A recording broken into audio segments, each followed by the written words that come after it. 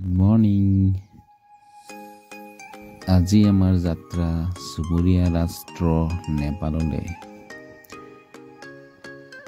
দেউতাৰ চকুৰ চিকিৎসাৰ বাবে আজি আমি যাত্ৰা আৰম্ভ কৰিছোঁ সুবুৰীয়া ৰাষ্ট্ৰ নেপাললৈ।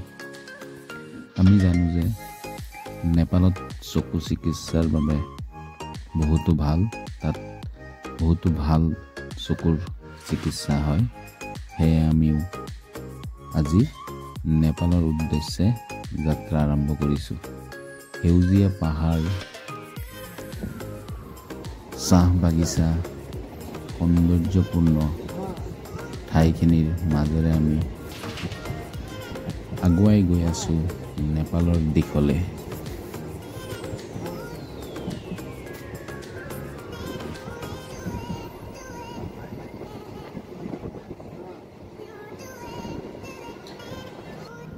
আমি আহি পাই গ'লোঁ নেপাল।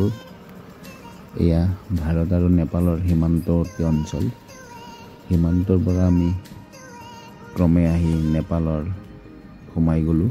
এইখনেই হ'ল নেপালত থকা মেচি আই হস্পিটেল। মেচি আই হস্পিটেল খুব ডাঙৰ, খুব ভাল এটি হস্পিটেল। ইয়াত ভাৰত, অসম আৰু বিদেশৰ পৰাও আহি মানুহে চকু চিকিৎসা কৰে। নেপালত থকা এই মেচি আই হস্পিটেলখনত আমিও দেউতাৰ চকুৰ চিকিৎসা কৰিলোঁ। ইয়াত ডক্টৰ নাৰ্ছৰ ব্যৱহাৰ বহুতো ভাল।